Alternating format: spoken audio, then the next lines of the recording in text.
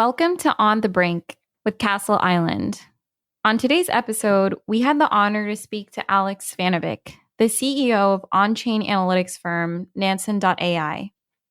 Nansen has labeled more than 90 million addresses and counting on Ethereum, and recently has started adding support for newer crypto networks. The firm superimposes the granular address and contract level information on more macro on-chain data to provide actionable insights on DeFi, NFTs, and other burgeoning categories in the crypto industry to its end users. In our conversation, Alex and I discuss the evolution of Nansen from a wallet labeling tool to an end-to-end analytics platform, how Nansen offers actionable insights from its analysis of individual addresses and transactions, how the team has scaled the process of wallet labeling over time, specific ways that end users have been leveraging Nansen to make data-driven NFT investments, and more broadly, how Alex thinks that the application of AI will be complementary to the analysis of blockchain data longer term. Alex brings 10 years of experience in AI and data science prior to joining the crypto industry. He's also an avid investor in DeFi and NFTs himself, and in our conversation, shares a great deal of specific information about how he uses the data on Nansen. I learned a lot from our conversation and hope you walk away with some alpha yourself. So with that, let's turn to the discussion with Alex. Brought down by bad mortgage investments, Lehman, which has 25,000 employees, will be liquidated. The federal government loans American International Group, AIG, $85 billion. This is a different kind of market, and the Fed is asleep. The federal government is stepping in to stabilize Fannie Mae and Freddie Mac, the two mortgage giants that have been threatened by the housing crisis. The Bank of England has pumped £75 billion more into Britain's ailing economy with a new round of quantitative easing. You print a couple $1 trillion, and all of a sudden, people start to worry. So out of this worry, we have something called the Bitcoin.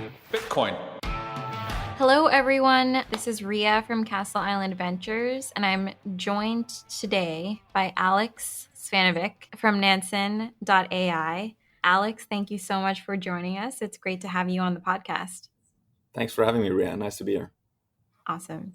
Maybe just to kick off the discussion, could you tell us a little bit about yourself, your background pre-crypto, how you got into crypto, and what you're building at Nansen now? I've been working in the crypto space since 2017. I was initially drawn towards crypto through Ethereum. Like many people, I'd heard about Bitcoin many years before that, but I didn't really see the appeal, to be perfectly honest, with Bitcoin. But Ethereum was the thing that got me interested in the blockchain space. I was at the time working as a data science manager at a European media group. And after discovering Ethereum, it took me a couple of months before I resigned and started working full-time in crypto. I moved to Hong Kong, joined a startup there to build out a data team. And then right now I'm, of course, working on Nansen. So before that, I have a background in artificial intelligence and started a small consulting shop back in 2010, trying to bring AI into the world of business, probably a bit too soon. And then I worked in management consulting for 3 years, everything from seafood to banking and insurance and luxury retail. And then I moved into this European media group before I started working in crypto in 2017. And tell us a little bit about Nansen, how you got the idea, and maybe a little bit about the evolution as well, because correct me if I'm wrong, but it started off, the idea was to build kind of like a wallet labeling API. But then as you learn more and fleshed out the idea more, you decided to convert it into an end-to-end data analytics platform. So tell us a little bit about that evolution. Yeah, that's exactly right. So this was late 2019. I had already recruited Evgeny, who is now one of my co-founders at Nansen, to the startup I was working at in Hong Kong. So I already knew him, and he was working on an open source project called Ethereum ETL. And basically that was, I think, the first project that made it easy to query Ethereum data. So the idea is, if you're an analyst, if you're a data scientist or engineer who wants to get Ethereum data into a more workable format, you could use Ethereum ETL to pull out the data from an Ethereum node and then start running SQL queries on it and so on. That project had actually been quite successful, and Evgeny worked with Google to publish Ethereum data as public data sets in BigQuery. And so we were always, there's maybe two angles on like how we ended up creating Nansen. One angle was certainly that part where it was, can we come up with a commercial business model on top of that project? That's something that we had talked about for a long time. And then from the other angle was like the demand that we saw in the market for better understanding of wallets and what people are actually doing on the blockchain and who are the different entities and so on and so forth. I had always been quite intrigued by the blockchain analytics companies like Chainalysis, which was operating, it was kind of like a mysterious company, but I felt this is probably, the data that they have is probably useful for other purposes too, like investing, trading, market making, and so on. And we had spoken to many people at different funds and so on who wanted better data on on-chain activity. So we figured, let's build out the best database in the world on Ethereum wallets. And so we got a third person in, Lars, who's the third co-founder. Actually, Lars and I first started working on it, and we involved Evgeny afterwards. And effectively, these two guys, Evgeny and Lars, are incredible data engineers. So they were able to architect the solution where we could grow out this wallet labeling at scale very fast. And I'm a very results-oriented person. So I started tracking how many addresses are we tagging, how much volume are we covering out of all the transactional volume you see on Ethereum. And we were growing that really fast. And I understood that maybe we have something to work with here. But when we started testing it out as just a wallet labeling API and like a service, people didn't really know how to use it. So they were like, okay, this is cool, but how can I get something out of this? I would need to integrate this with my system and so on and so forth.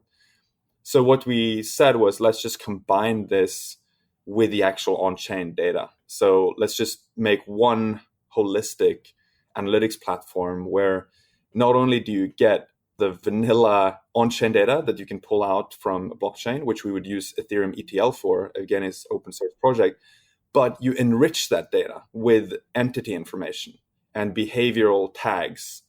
And we quickly saw, just from using the product ourselves, and I still am a power user of the product. And I just saw that, it just makes it so much easier to understand what happens on the blockchain when you have the annotation and the attribution on top of the on-chain data. So yeah, that's how we ended up building Nansen. It's a really powerful tool because on one hand, one of the beautiful things about public crypto networks is that you have real-time data and transparency in a way that you've never had for any other asset class. And you have so much data. But then the challenge is parsing through that data and kind of separating the signal from the noise and making it actionable. So I think what you're doing and what you've built is really impressive. Thank you. I mean, our mission is literally to surface the signal. Yeah. So I think you're absolutely right. There's an abundance of data in the crypto space. Yeah. But the signal is pretty hard to surface. And if you think about something like Google as a search engine, obviously all the data for the websites is out there. But what they do as a service, as a search engine, is to curate that data and to surface the stuff that you care about. And I think it's quite analogous actually to the blockchain industry in that sense. Yeah.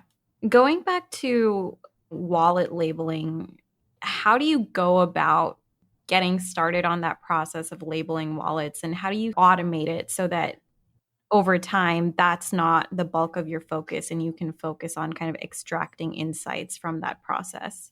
As you alluded to, most of the tagging is automated because it wouldn't scale to do this fully manually. We tag up maybe 100 to 200,000 new addresses every single day, and that's algorithmic. But there is also a very important human component here because there's so much stuff happening in crypto. And if you create heuristics, algorithms, or even machine learning models, you do need to have a human in the loop. In fact, you need many humans in the loop. And so what we do is really, we try to combine man and machine. We have one team called the attribution team, And at a high level, their job is to label up as many addresses as they can and to label so that we cover the most transactional volume. But this team has 3 legs. One is to build out the infrastructure and the actual heuristics that tag up wallets at scale automatically. And then on the other hand, you have coordination of people to some extent who are like trained to do tagging, but also there's a prioritization going on. Because let's say you have 20 humans working on tagging, you want to make sure they're looking at the right things. And so the third component is really to build tooling for those moderators or people looking at addresses and to build good tools. And we actually use our own tool a lot to infer what certain addresses are and to understand it better. But we also, of course, have a lot of internal tools that are not customer facing that we use to track down. If we see like a press release of a funding round, we can often figure out the lead investor is this. And so the largest token transfer is this. And so we can sort of put 2 and 2 together. There's no silver bullet where it's like we have this individual algorithm that does this magical thing. It's more like we try to build out a system and we have people and processes such that we can do this at scale, but with very, very high precision. Could you talk a little bit about, you have the on-chain data and then you have this labeling of wallets that's superimposed on the data. So what are some of the metrics and insights that Nansen is uniquely positioned to provide? And then of those, I'd also love to know what, from your perspective, your user's perspective, are some of the highest signal metrics that you and your clients use to regularly make trades and investments? Yeah, it's funny because I often get this question about what are the most useful metrics. And to me, actually, Nansen is more useful looking often at individual transactions. It's kind of like going from the very top level all the way down to an individual transaction that took place, and that can inform you. That could be, right now, NFT collections are very hot, and we have a lot of users who use Nansen to invest in NFT collections. And so one dashboard we have is NFT Paradise, which shows the top NFT collections in trading volume. I can use that as an example, but of course, we have similar dashboards for just tokens, ERC20 tokens, and so on. But the first step is to discover that, hey, there's something going on here. There's a new NFT collection. It was launched 20 minutes ago. There's a lot of ether being sent to the minting contract or where they're selling the NFTs in the primary sale. And then you can drill down and you can see, hey, who is actually contributing the ether? And so that's one step deeper. And you can see, oh, there's an NFT influencer who is minting a lot of these. That gives me strong conviction that this NFT collection might become popular because they have a big audience. From there, you can choose to jump into the opportunity or not. But you can do this kind of due diligence one step deeper after you've discovered the opportunity. And then you can set up alerts on that wallet if you wanted to track when this NFT influencer is like starting to sell these NFTs. You'd probably want to know about it. So you can get Telegram alerts or Discord or Slack alerts that you can set up in like 5 seconds from there. That's how the journey very often looks like when people use our product. Of course, there are also high-level metrics. So we track things like how much ether has been deposited into Ethereum 2, the staking contract, or the deposit contract, which lets you stake on Ethereum 2. That's like a very macro metric, but we track stuff like that. And we also break down who are the main contributors of ETH into that, which is uniquely something we can do because we have the best coverage on Ethereum when it comes to wallet labeling. I think there are more sort of well-known metrics like how many tokens are sitting on exchanges. So in order to answer what percent of Chainlink tokens or what percent of USDC is sitting on exchanges, you need to have extremely good attribution of the wallets, because if you don't have high coverage, you will underreport the numbers and you can miss out on important movements. And so I don't want to like dunk on any other products out there, but I've seen examples where the incorrect conclusions are drawn because they don't have good enough coverage. And so let's say that you suddenly see, hey, there's a lot of chain link tokens, like they're disappearing from exchanges, or Matic tokens or whatever it is. But in reality, they're just being moved into Coinbase, and they don't have the good tagging on Coinbase. And so if you need to have extremely high recall or high coverage on labeling exchange wallets. And so that's one thing that we focus a lot on. So you can look at these big picture metrics as well. Or macro indicators, yeah. Exactly. The thing is, you can go from the macro view all the way down to individual transactions. Yeah. And, I have a lot of anecdotes of people who have discovered stuff in Nansen. One of the first crypto funds that we had on the platform, I think the first week they used it, they discovered that another fund was accumulating the same token that they wanted to accumulate. They concluded that they had to accelerate their own accumulation of it. And they said that they saved something like $250,000 in execution costs, like estimated. And they paid $150 a month for our product. Of course, that doesn't happen with everyone. We can't go out and say that's going to be the case for every customer that uses our product. But there's a lot of interesting anecdotes on how people have gotten value out of it. One of my questions was going to be, you have other data and analytics firms like a Chainalysis, like a Glassnode, like also going through the process of labeling wallets. And one of my big questions was going to be like, what are some of the key differentiators of Nansen? And I think you really answered it in that question inadvertently, because yeah. I think a lot of them focus on the more macro indicators and try and draw out insights from that. That's right. But Nansen places a really massive focus on the individual transaction level and providing as much color around individual transactions as you can. That's exactly right. To avoid kind of misleading onlookers and participants to the wrong conclusions. That's exactly right. Yeah, I think that's a great way to summarize it. And I think there are two reasons for it. First of all, individual transactions do matter in many cases.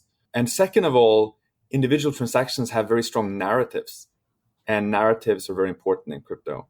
So if you see, hey, 3 Arrows Capital just bought this token, and that the word gets out on Twitter, you would want to know about that as early as possible. And the blockchain is literally the first-hand source of information for that transaction.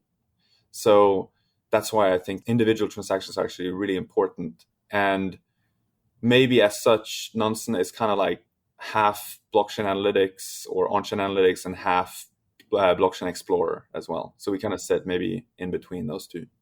Another question I wanted to ask you, and it's a little different, I think, for each analytics company in this space, but who is your target customer segment or end user, or who has gravitated to Nansen, and maybe what's the breakdown? You mentioned funds, but what do some of the other customers look like?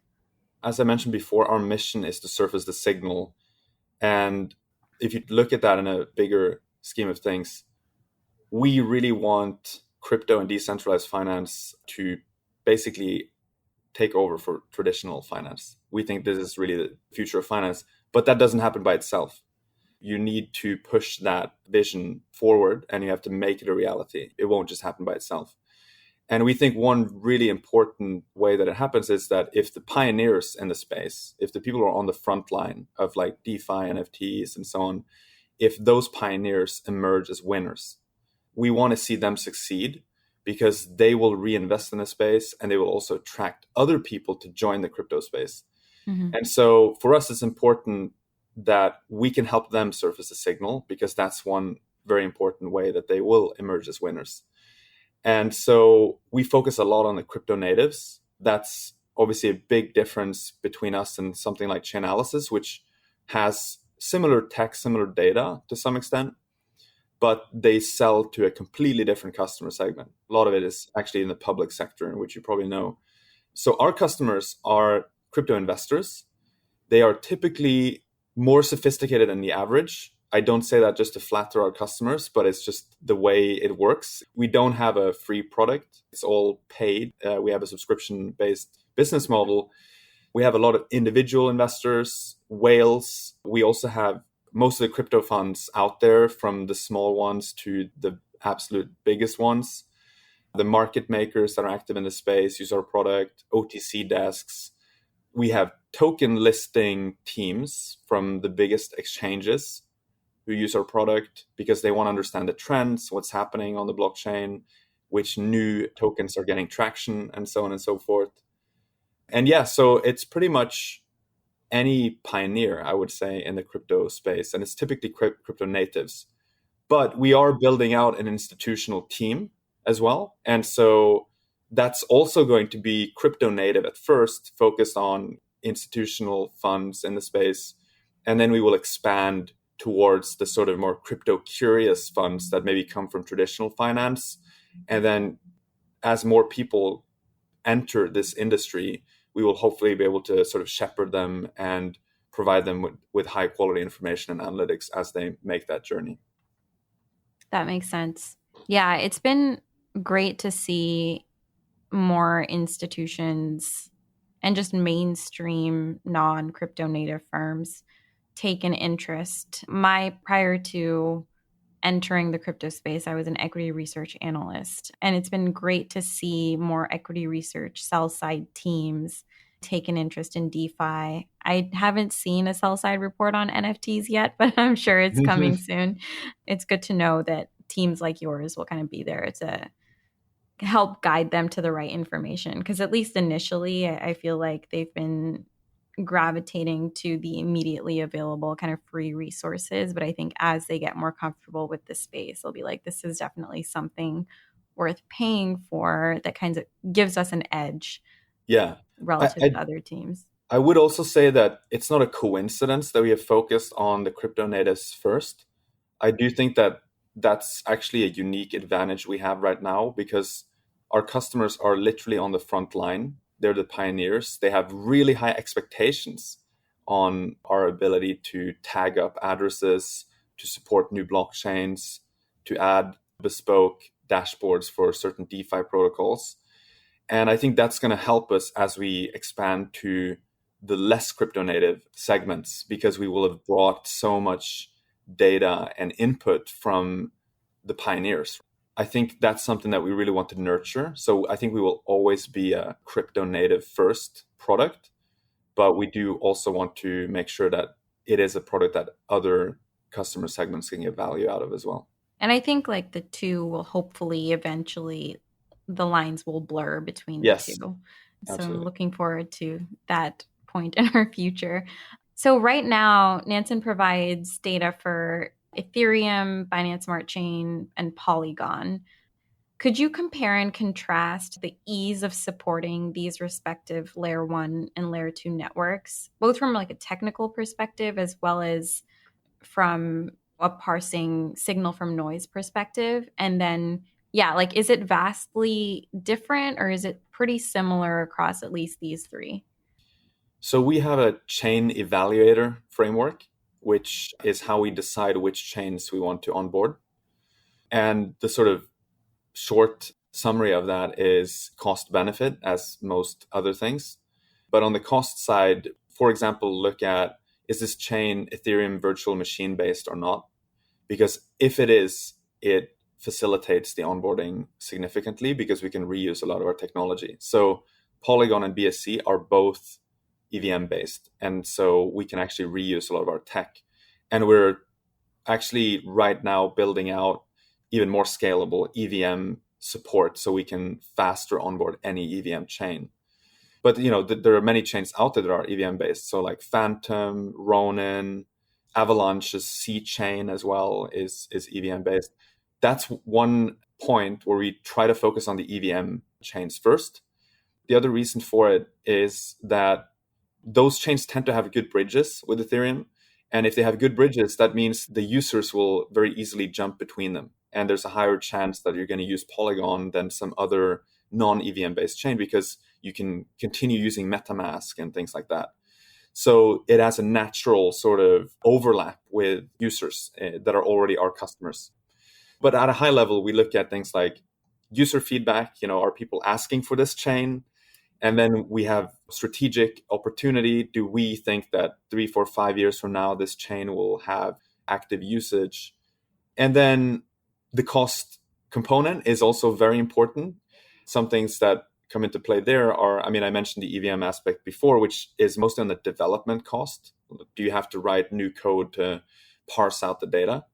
And so if you look at something like Solana, that is completely different. So the cost is much higher for us to integrate it. But also the running costs can be quite substantially different because the throughput is very different for these blockchains.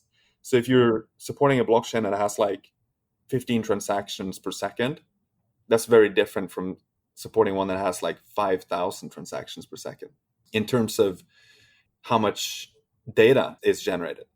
So I think Solana, for example, would generate something like 100 gigabytes of data every day, which is significantly more than something like Ethereum. That's something we have to take into consideration as well. And of course, automation when it comes to attribution and things like that becomes even more important when you have that amount of throughput. So those are some of the ways we think about it. It's mostly cost benefit, and we look at user input, strategic opportunity, and then on the cost side, many of these different technical aspects. We also look at how well developed is the technical ecosystem around the chain. So are there third-party node providers that we can use so we don't have to run a node in-house? And then, of course, there's a financial component as well. So some chains will have grants where they can offer that, which, of course, makes the cost-benefit calculation, it can sometimes tip it in their favor. Subsidizes. Yeah. Exactly. Because it is a chicken and the egg problem. Many of these chains, the reason they don't have that much activity is because you don't have good enough explorers and analytics tools. And so we can actually help these chains get more usage. And so I think the pitch there is pretty clear for any chain that hasn't like fully taken off yet. But it is not our intention to be supporting like a bunch of VC ghost chains either, to use that term. So you have to balance out these different things. What about the introduction of newer layer 2 networks on top of something like Ethereum, because that's the dominant smart contract platform right now? How does the rollout of like optimistic rollups or ZK rollups, how does that impact Nansen? Does it change anything? Is it going to make it more difficult to provide as rich and actionable data? How do you think about that? Yeah, actually, Arbitrum and Optimism are the two first layer 2 solutions. There's a discussion on like, is Polygon layer 2 or not? But I think Arbitrum and Optimism, everyone agrees, are layer 2 solutions. And we've pretty much treated them as like normal EVM chains. And that's not a significant challenge in any way. I think it's a little bit different if you look at something like ZK Sync or Starkware's solution. That's different. And frankly, I can't really comment on it because I haven't looked at those very closely yet. Arbitrum and Optimism, we basically already have built support for internally, and we have data parsed out. We don't provide it yet on the front end because there isn't a lot of activity yet. As soon as we see activity picking up, we can usher forward the rollout of L2 support for Optimism and Arbitrum at least. And then, yeah, there's like side chains as well, like Ronin for Axie Infinity. Again, that's like EVM based, so we can sort of use the same technology to a large extent. You have to tweak it a bit. Sometimes the nodes have certain quirks that you have to deal with. With BSC, we actually struggle quite a bit with the nodes because it's a really heavy chain. I think we worked a lot with our node providers to actually help them improve their offering because we needed higher performance. We needed to query the data like super fast, and we needed to up the rate limits. And Evgeny, one of my co-founders, he's built integrations for like probably 20 plus blockchains, not just EVM chains, but he's done this in the form of open source projects for many years now. So he obviously has incredible deep insight into this, and he can figure out how we need to tweak the nodes and also give that input to the third-party providers. So yeah, I mean, there's a lot of challenges around this stuff on its own. Attribution and labeling is one very important part of our business, but it's also not trivial just to like pull out this data in real time and make it easily consumable and available to our customers. Yeah, that makes sense.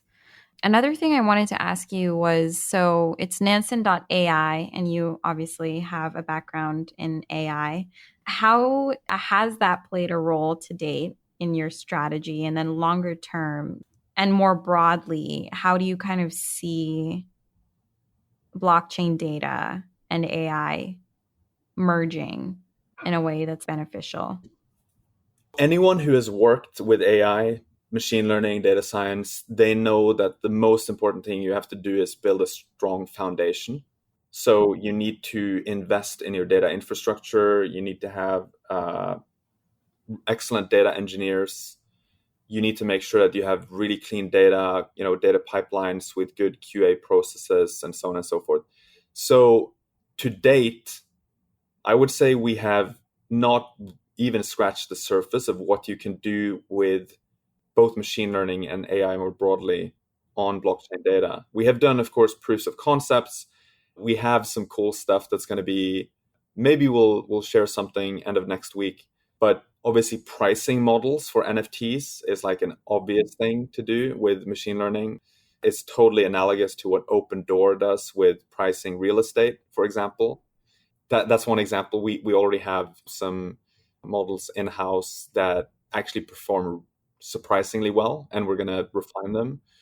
We also, of course, have done proofs of concepts on using machine learning for the tagging itself, which is kind of tricky because on the one hand, it is very promising. Like we have really high accuracy and precision if we try to, for example, build models that can recognize exchange deposit wallets. So like where you send your funds, if you send USDC or Ether to Binance, you'd have your own deposit wallet. So training models to recognize the transactional patterns, that's very promising. We have high accuracy and so on with those models, but you also need to make sure that there's a probabilistic component involved when you do machine learning.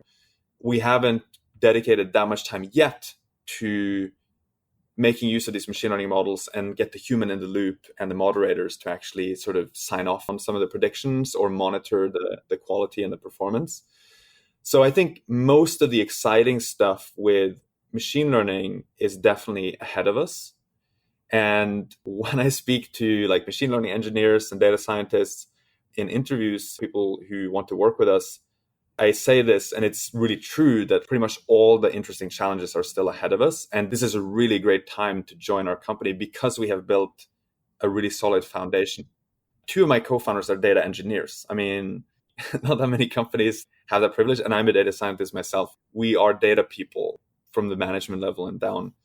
I would say there's a lot of potential, and I'm happy to talk about like use cases for it as well, because the pricing part is like an obvious thing. And you can do the same thing with obviously with tokens too, although you have to use a different approach.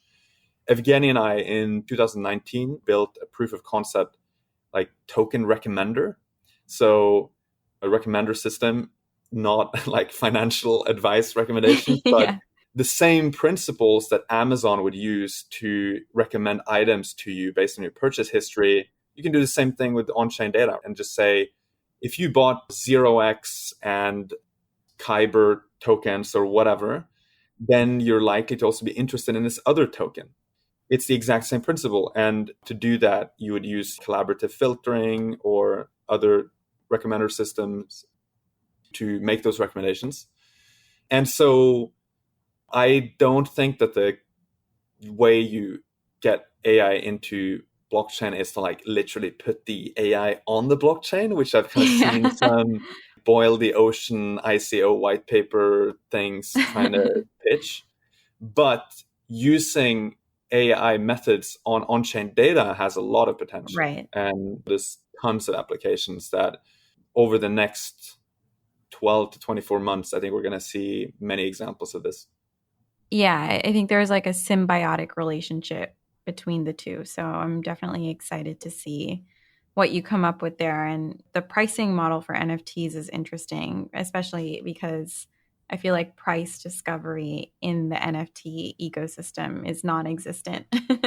Yeah. The cool thing, if you have a good pricing model, one thing is that you can give the price recommendations to your users. It has a sort of direct utility, but it also has indirect utilities. So you can suddenly start estimating market caps in segments of a collection. Like, what's the total market cap of this pool of penguins or whatever?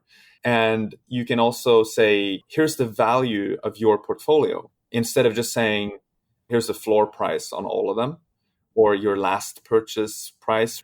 So it's actually also useful as an infrastructure component if you have really good pricing models for NFTs. And so I'm pretty excited about that. I want to dig into NFTs because I know that you've personally been very excited about, and Nansen has rolled out multiple dashboards on NFTs. So to just kick off the discussion, what are some of the things that you highlight in your NFT dashboards, and how are you or your customers using the dashboards to make decisions about what to participate in and what to avoid? It comes back to this framework of discovery, due diligence, and then defense of getting alerts when certain events happen. And so the way you discover NFTs, first of all, is typically through minting activity. So in the primary sales, there's 3 different places a sale might show up in Nansen. One of them is like NFT Paradise itself, which just ranks NFT collections, and you will see, hey, there's a lot of transactional volume going on in this collection, and I see the smart contract was deployed like 22 hours ago, and so boom, that's new. I want to look at that. That's one way. The other way is in hot contracts, which is a more generic dashboard that just shows capital inflow to smart contracts. And it also highlights the smart money deposits. So we have this aggregate segment that we call smart money. This is like a few thousand addresses that have had good trading performance or investment performance in the past, or they belong to known like hedge funds, VCs, and so on.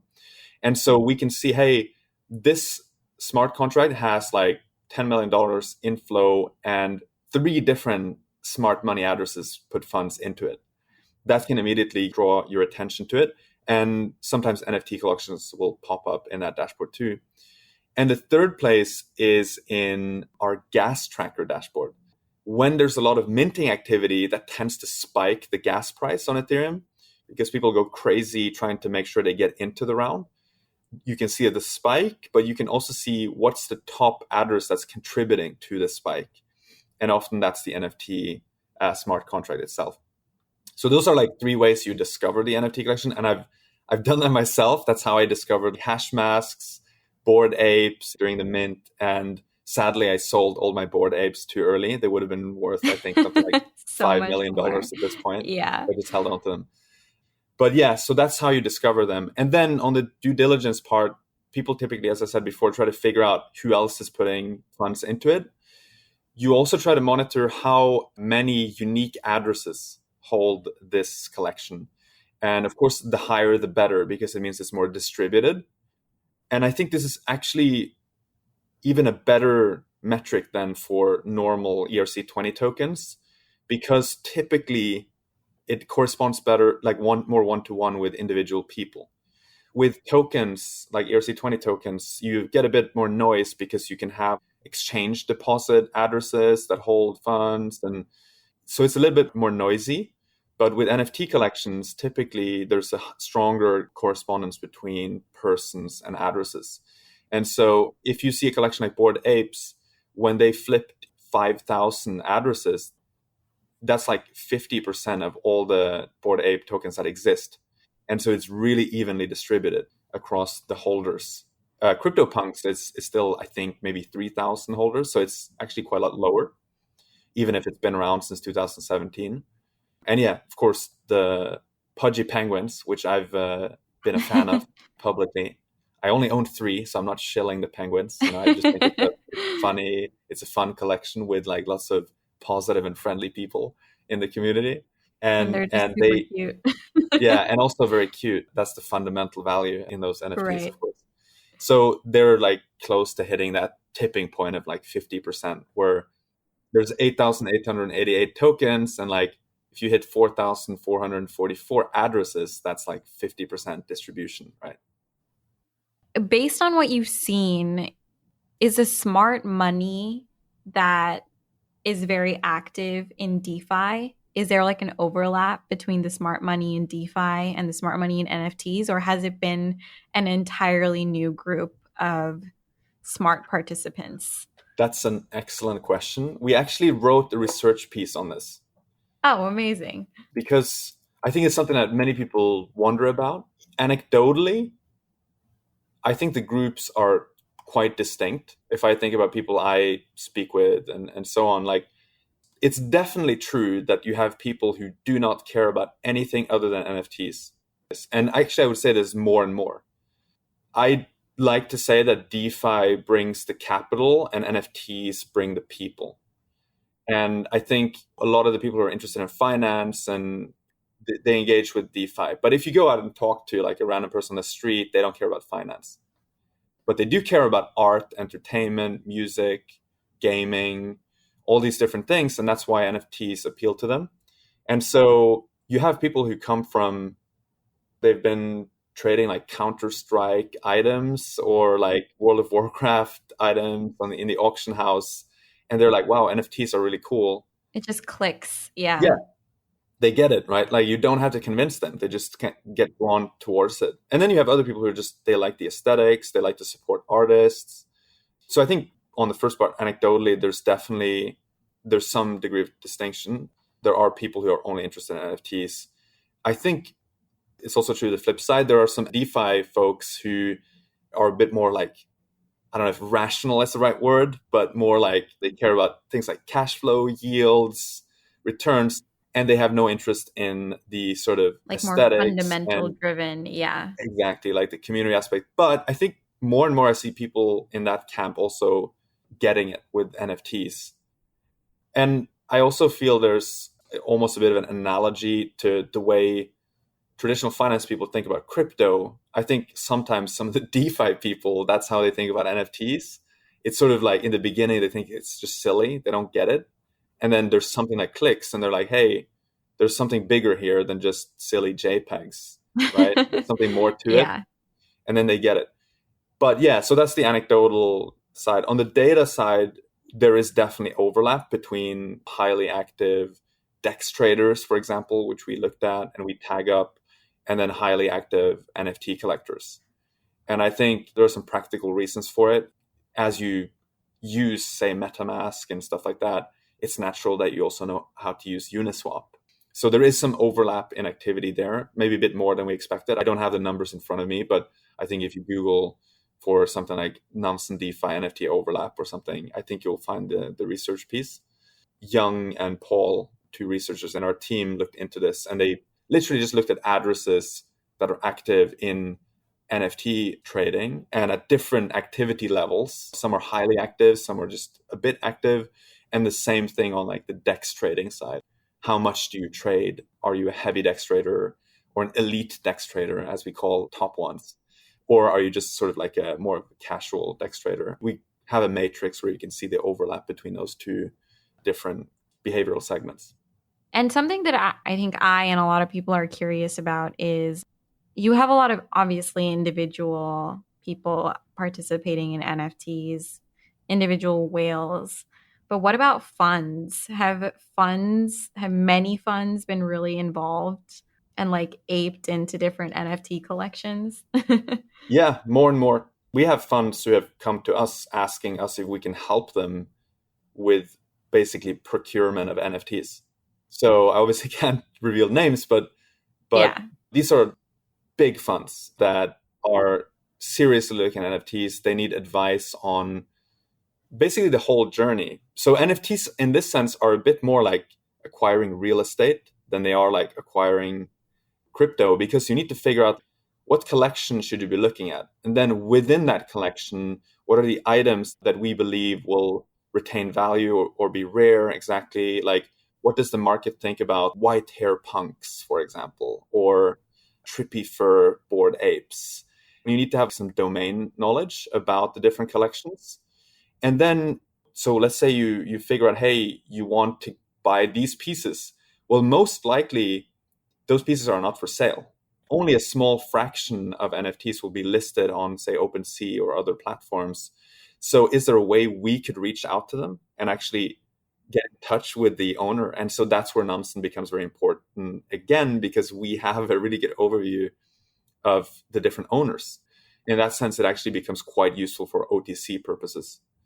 So certainly there's interest both on the fund side, but also on whales that need help with OTC purchases of NFTs that they can't necessarily like find or reach out to the owner of a specific piece. That's a big unsolved problem. We have ideas on what we want to do, but I definitely foresee more projects trying to address that problem.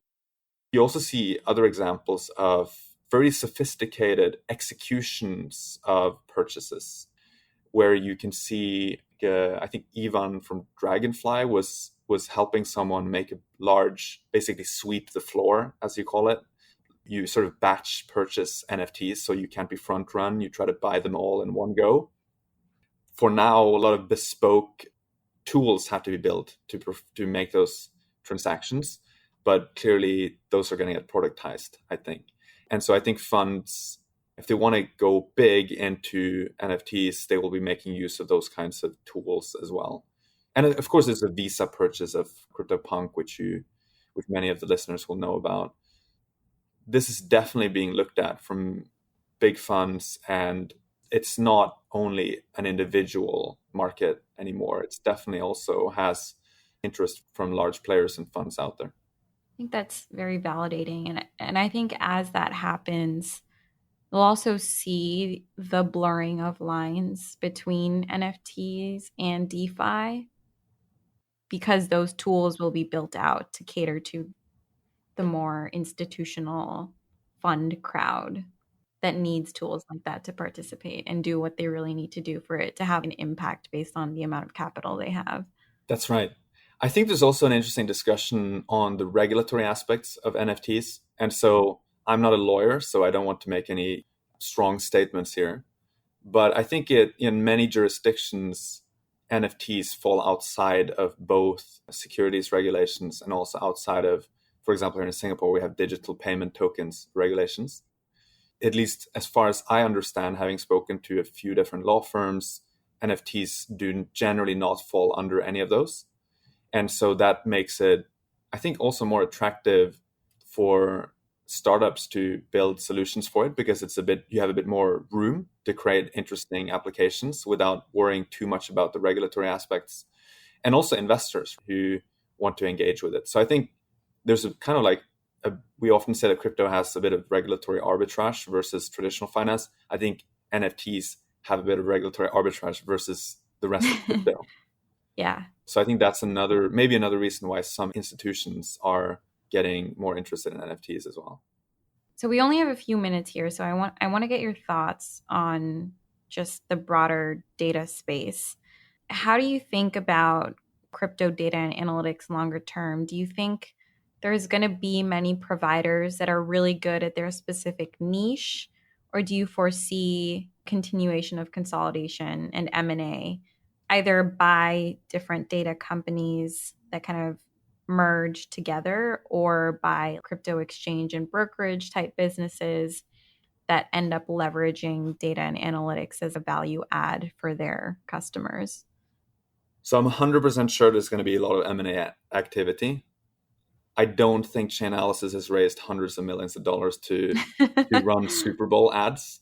So definitely on that one, within a year, I would foresee at least one big acquisition, right? Like maybe more. Then I also think it's true that crypto, because it has so much open data and an abundance of data, I do think that there's always going to be this long tail of interesting analytics websites and people making cool stuff. So I think one good example was with EIP.240, which was a part of the London upgrade with Ethereum. There were a lot of websites that popped up around sort of the burning of Ether. And we actually sponsored one of them, watchtheburn.com, which is a cool site. It's a really popular one, yeah. Yeah. And the cool thing is individual developers can actually build out many of these niche websites that are focused on something very specific. So I think we're going to continue to see more of that. It's one of the reasons I got attracted to crypto in the first place as a data person, that you can actually make all these cool applications or dashboards and stuff like that. But yeah, so I think you're going to have this continuous inflow of new cool projects. Speaking openly, on our side, we also want to engage with these builders that do this stuff. So we love sponsoring these different websites. We don't see them as like competitive at all. In some cases, I could also foresee that we would make offers and acquisitions to some of these smaller teams. We don't have the financial muscles that Chainalysis has. So like we can't make the biggest acquisition offers yet. But I think we can certainly present a compelling offer to many of these builders who want to be in a larger family of data enthusiasts, where you can actually focus on the stuff that you are passionate about, which is data analytics, and you don't have to worry about going out like, I don't know, raising funds or, you know, selling ads on your website or like whatever it is that you are doing now. And then, of course, our data as well can 100x the value of what they are building. If you have a website and it's like, hey, actually this dashboard or this chart would be extremely powerful if it had labels on them or like entity information. And so we could make it even better. So I think the short answer is like, I think we're going to see a lot of M&A activity at the whole scale from the small to the big ones. But I think there's going to be a consistent inflow of great data analytics people building cool websites in the space. I definitely agree. So, Alex, we're at the top of the hour. It's been great to have you. Just as a last question, what's the best way for listeners to kind of follow your work? Where can they find you? Where can they find out more information about Nansen? You could give us a little bit on that. The best thing is to go to Nansen.ai. That's our website. You can do the trial for, I think it's $9 for 7 days. Not too expensive. You can also follow me on Twitter, Svanevik. So that's A and then my last name on Twitter. Just look for a penguin. And that's the best way to find me. Awesome. I will also plug your YouTube channel. Oh, yeah. I've been following along your office hours for the last few weeks, which have been great. So lots of good alpha in there for anyone that's interested. Yeah. Thank you so much, Alex. Many people like that channel, so appreciate you for watching that. Yeah, of course. Thanks very much for having me. Thanks for listening to another episode of On the Brink with Castle Island. To find out more about Castle Island, visit castleisland.vc. To listen to all of our podcast episodes, please go to onthebrink-podcast.com or just click on the tab in our website. Thanks for listening.